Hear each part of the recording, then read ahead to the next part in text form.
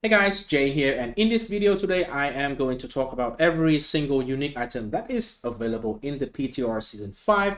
The PTR Season 5 for Season 5 for Diablo is going to be available for, I believe, 6 more days. This is currently the second day where I record this video. So if you want to jump in, you can test it out with your character that is currently in the season or in the Eternal Realm, right? So without further ado, let's just get to the main part of this video, which is about the unique item, the new ones. I am going to first of all list all the items. If you want to, you can just pause and then see the list of the items, and if that is all you care about, good.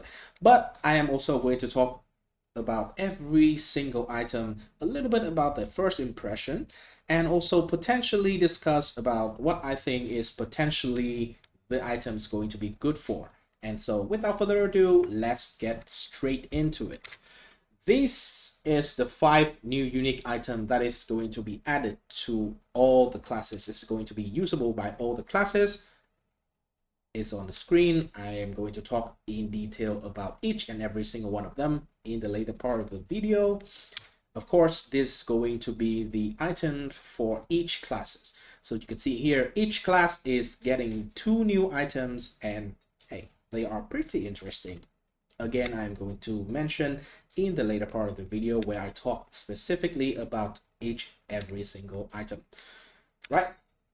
Now, let's go to the first universal item that can be used by all the classes, which is the Crown of Lucian. This item, the unique ability is, first of all, you gain 75% resource cost reduction, which is, hey, very nice, right? But each time you spend primary resource on a skill, you gain up to 25% increased damage, but also 25% increased resource cost for 4 seconds. Stack up to 5 times, which is 125 more multiplier, because you see an X here, and then the cost potentially at the maximum, it equals out to plus 50% resource cost, right? So that is something I think is a very good one, because it does give a massive multiplier, which is a massive advantage. And then also it has a significant drawback, which is the resource cost that you have to deal with. And this, I think some people already tried to use it, and so far it is obviously very powerful. The stat on it is life, level to core skills. I believe if it is GA, it will be +3. Lucky hit chance, which is not useless in every single build. Maybe it is useful somewhere. And then maximum resources. So very good item in my opinion. Can be good for any build that use a core skill, and of course any build that transform a skill into a core skill. In the game currently, I believe we do have the boulder, which is not from the druid, which is not by default a core skill, but got a unique item or an aspect that transfer it. It is an aspect, I believe, which make it a core skill, and potentially, hey, this kind of thing are good for anything that core, right? Next item, Endurance Faith. The unique ability here is super strong defensively. When you would be damaged for at least 40% of your maximum life at once, it is instead distributed over the next 4 seconds and reduced by 10 to up to 30%. And that is massively strong against single target. I mean, not single target, but one shot, right? Because if you get one shot, instead of just getting one shot, you will pretty much take up to 70% of the damage at the maximum roll, right? So really sorry about that. This is super strong because you will take damage over time instead, and you can heal to mitigate that by simply like popping a potion or a kind of other healing that you have. So this is super strong, and I would say it is very good, especially for hardcore. However, the drawback is this is a glove slot, right? Normally the glove slot is a offensive aspect, and potentially you are losing out on basically damage, and it is a trade-off. It is something that you need to think about. It's not like just straight up very, very good. On the stat, core skill, very, very nice. Obviously with this will be much better with the builds that are using core skill for main damage. Lucky hit chance, again, pretty good. All stat, super good, especially for, you know, helping you with the requirement for triggering the effect from, you know, the late Paragon board that you are taking. And healing receive, it's synergy well with this thing, because again, the damage you are taking is transferred to damage over time, which straight up is mitigated by healing, right? It is countered by healing. So hey, it checks out. The logic checks out. Potentially very good items. Lucian Talisman. This is a third universal item. Gain 0.5% critical strike chance per point of primary resource up to 50%. So by default, you have 100 resource, right? And you will have up to 50% crit chance. Each point of primary resource over 100 grant you 1% critical damage. So this is a pretty strong effect if you can potentially stack a lot of maximum resources, and it also take care of half of your critical strike chance. The thing is, for, you know, core build or build that spend resources, I do think that they have, you know, very, very competitive slot, unique slot for the amulet. However, we need to remember that this bonus does not require you to actually use the resources. You just need to have it. And so for, you know, basic attack builds, this can potentially be super, super good actually. The stat on it is attack speed, super, super good. All stat, again, super good. A lot of critical strike damage, good. Maximum resources, which also it's crit damage. Let's just be honest here, right? Very, very good. This can potentially be competitive in Bone Spirit. Maybe. Maybe. At least so far, the strength of all the uniques that is added, I think they are competitive to a normal gear slot. That is a very good sign. I hope they buff other, you know, uniques as well coming to season 5, because right now they are a little bit underwhelming. Most of them are. The next item, Rakanoth's Wake. The implicit is attack reduce evade cooldown by 1.5 seconds, which is a very good implicit. Movement speed, very good. Cooldown, super good. A lot of resistance to all element, up to 35% non-GA. So with GA, you potentially have, and then if you have this one with GA, I would say it is 47.5%, let's just say 47% all resistances, and then you have 3 diamonds socketed into your jewelry. You pretty much are taken care of in terms of all resistances. So that is a very good stat. 75% non-physical damage, so this is not going to be for Barbarian or, you know, physical build, or this stat is wasted. When you cast a skill with a cooldown, you explode, dealing fire damage. We don't know the number here, maybe it's on show on a low level character, but it really depends on, I believe, the number of the damage, the base damage, and then also the area of effect. If it is a huge area effect, this is going to be a super, super fun, super comfortable, you know, items. Yeah. I think this can be interesting if they decided to be bold and give it a massive, massive area of effect, because it only trigger on using a cooldown skill, right? So it's not gonna be broken in the game. You cannot really get anything to a like point something second cooldown to make this broken. So yeah, I think they should. I think this one should be a very big explosion basically. I do not have it in my PTR character right now, so I cannot test it out. I hope it is big, big, big explosion, right? But the stat is good. The unique stat, however, the unique affix, however, is questionable, at least for me right now. Let's just wait and see if it's any good. Last universal item for all classes, Shard of Verel. Basic skill deals up to 300% multiplicative damage, but additionally costs 25 primary resource. Jesus. I mean, I do know that they nerfed the Bash Barbarian. I think they nerfed the Bash by 5 times, according to Rob himself, right? This can potentially bring it back because it is a multiplier, right? And then also the other stat is super good. The downside is, first of all, of course, you lose on the aspect, and then it adds 25 primary resource. I don't think that is a problem because the, primary resources, right?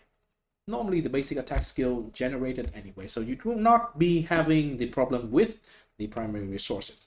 This can potentially be good on, skill on builds that are using heavily basic attack. Heartseeker is very obvious. There is the druid build, which you can use basic attack to trigger other basic attack from the keystone, right?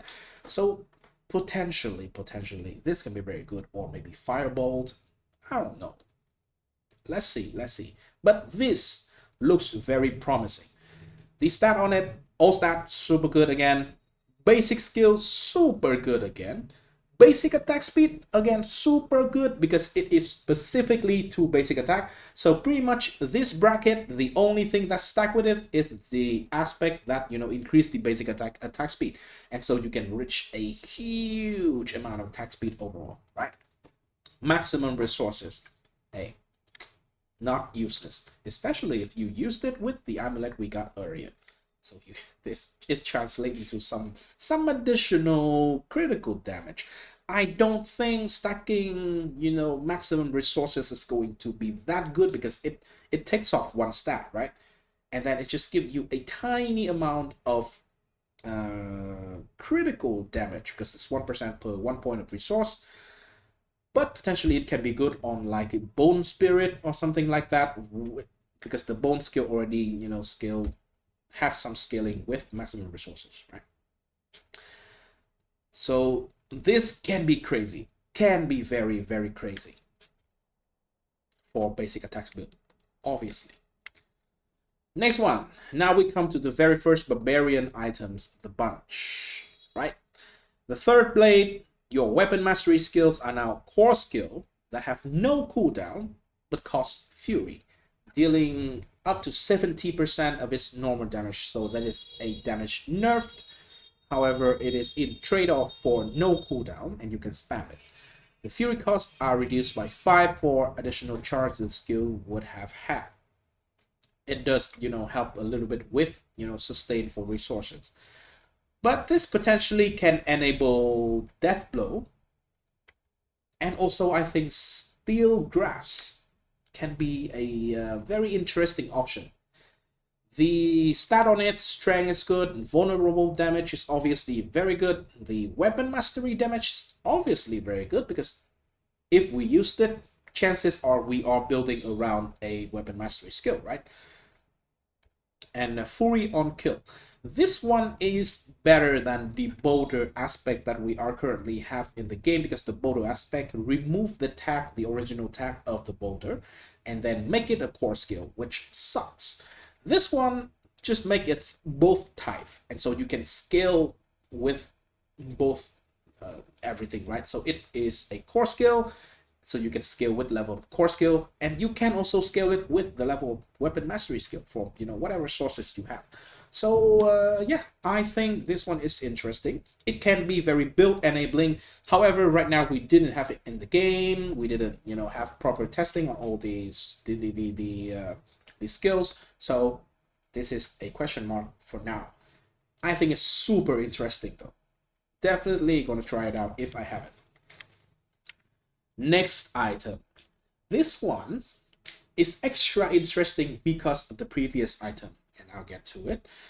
Casting Steel Grasp reduce the cooldown of Iron Maelstrom by up to 10 seconds. Enemies damaged by Iron Maelstrom deals 30 up to 30% less damage. This can be very interesting again, because Steel Grasp with the previous item, you can make it into a core skill which you can spam, so we can potentially have infinite Iron Maelstrom with the combo of these two new uniques. And I am a big fan of, you know, builds that utilize the ultimate skill for all the time and spamming it. I am a super big fan of it. Super good, right? For the stat, movement speed, hey, good. Pit Fighter, very good, actually. Ultimate damage, 300% ultimate damage. It's very good.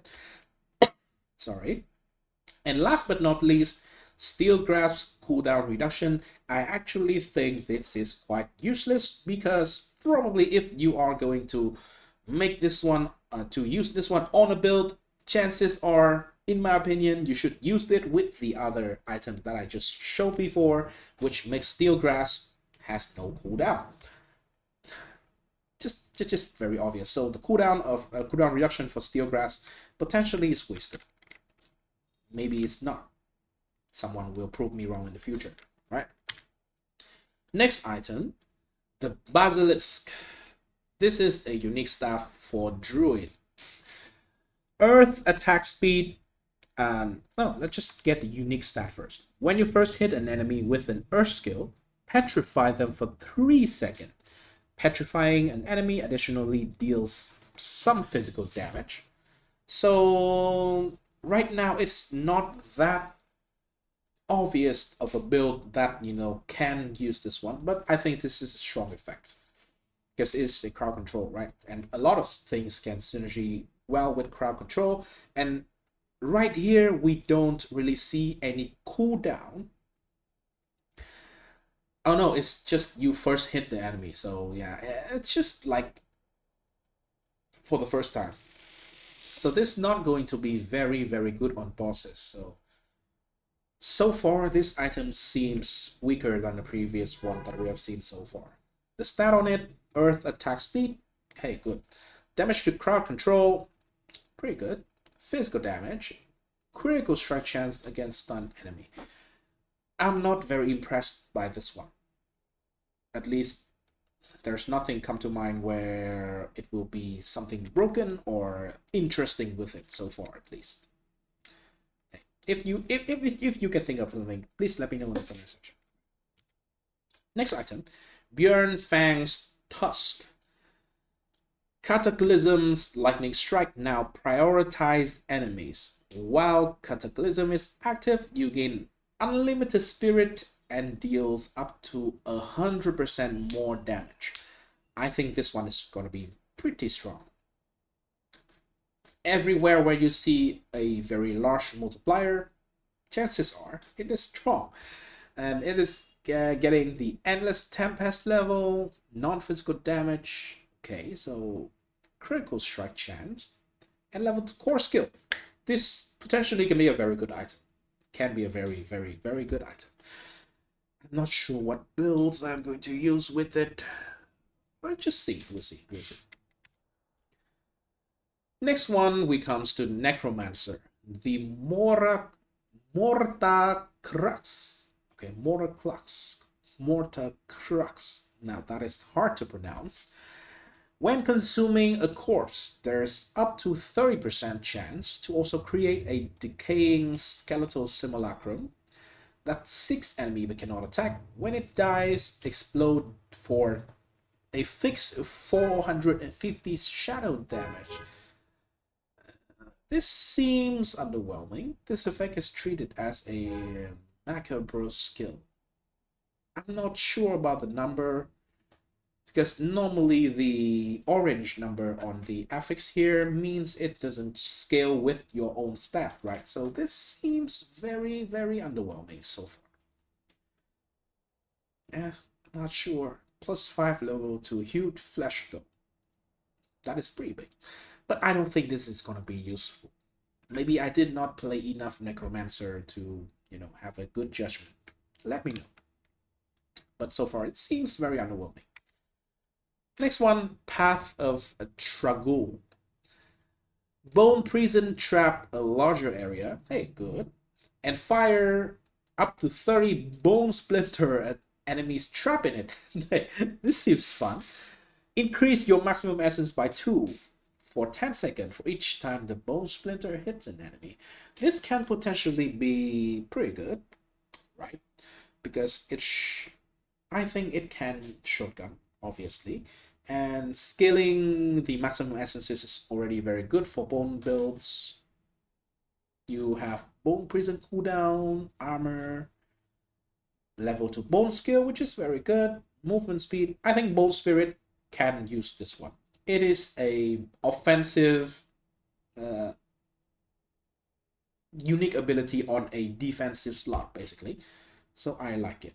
And for Necromancer, by the way, because naturally Necromancer don't really attack that fast naturally, right? So the +3 to maximum evade charges here is actually the one I think is the best. I kind of enjoy this more than, the reduced cooldown evade on attack on the Necromancer personally. So I think this is a pretty good item. Potentially can be good for Bone Spirit builds, maybe other Bone Skill as well, but it is going to be specifically good for pretty much Bone builds.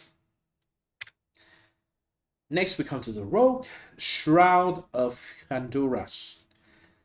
Casting a Dark Shroud make you immune for 3 seconds. This is the body armor, by the way.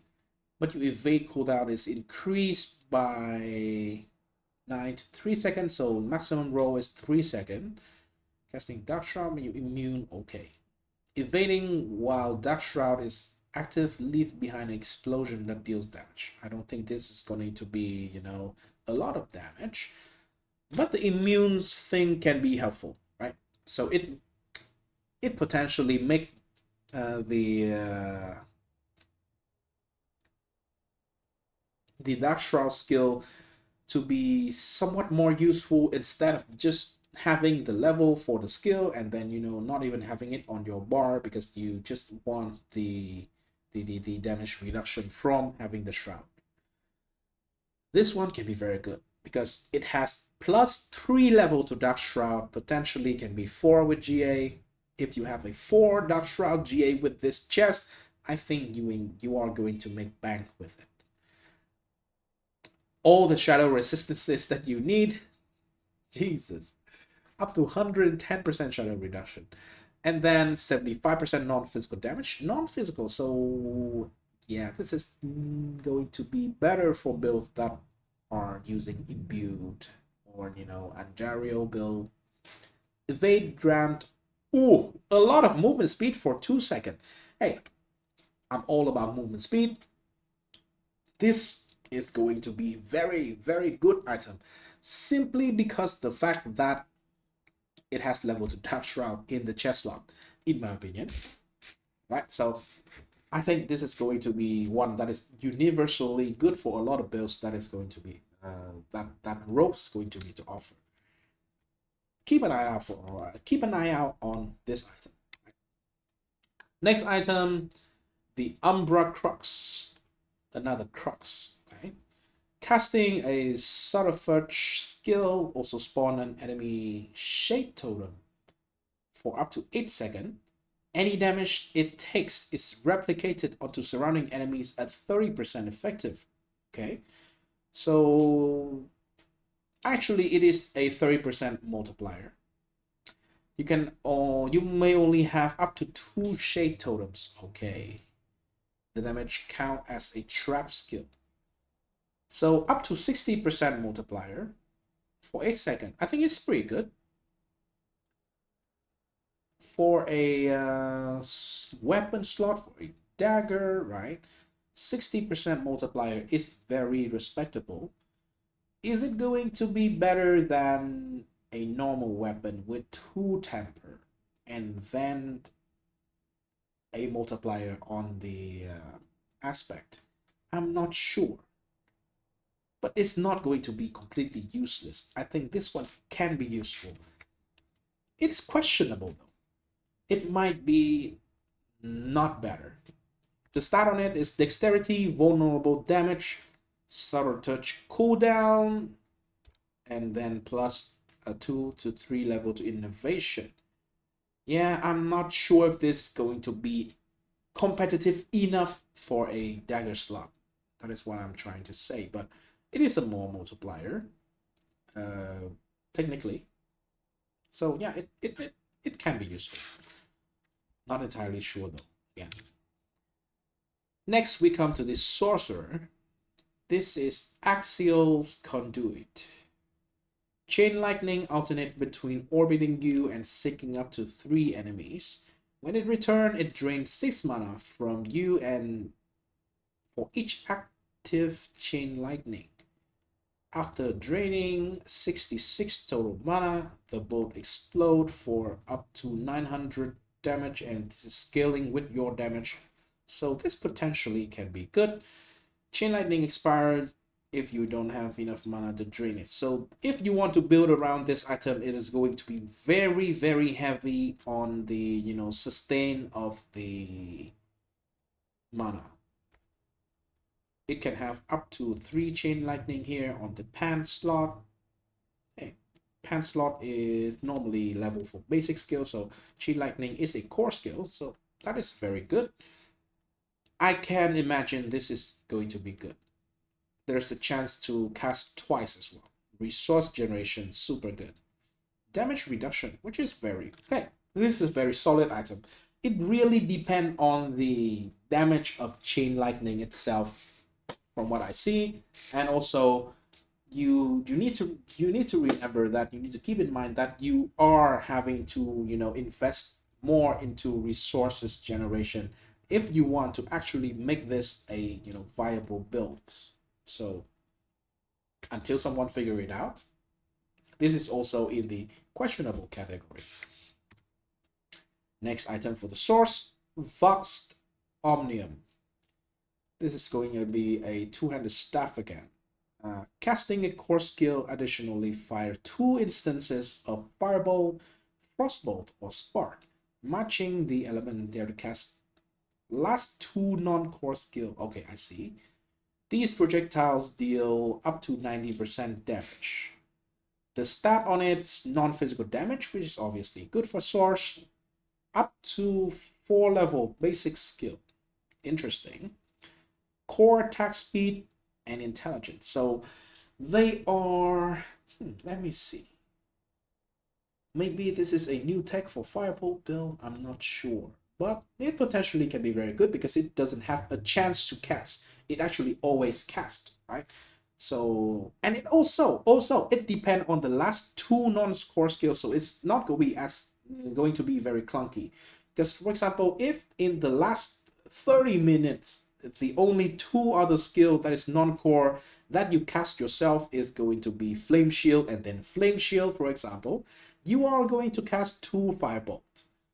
You don't need to have a rotation to do it. It's going to be very spammable and it will always do it, at least from what I see here.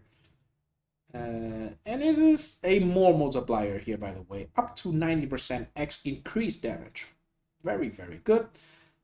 Core attack speed, I think this is to make up for the fact that if you cast the basic skill yourself, you have an aspect that gives you up to 60% attack speed on two-handed. Intelligent percent is potentially super strong. And of course, basic skill, very, very strong. I think this is going to be a solid item. It's going to be a completely new build. Hopefully, it is going to carry the Sorcerer. I personally really like, builds that have triggers in it. And this is 100% trigger. I really, really like it. It is going to be firework, and it should be fire, right? Fire in terms of not, fire build, but fire good. And that is everything I have to share in this video today. Thank you so much for watching, and if you think this is helpful or interesting to you, please consider to leave a like and also subscribe to the channel. It does help me greatly. and I really appreciate it. And until next time, if you want to see more content like this one, let me know in the comment section, and peace. Have a nice day, everyone.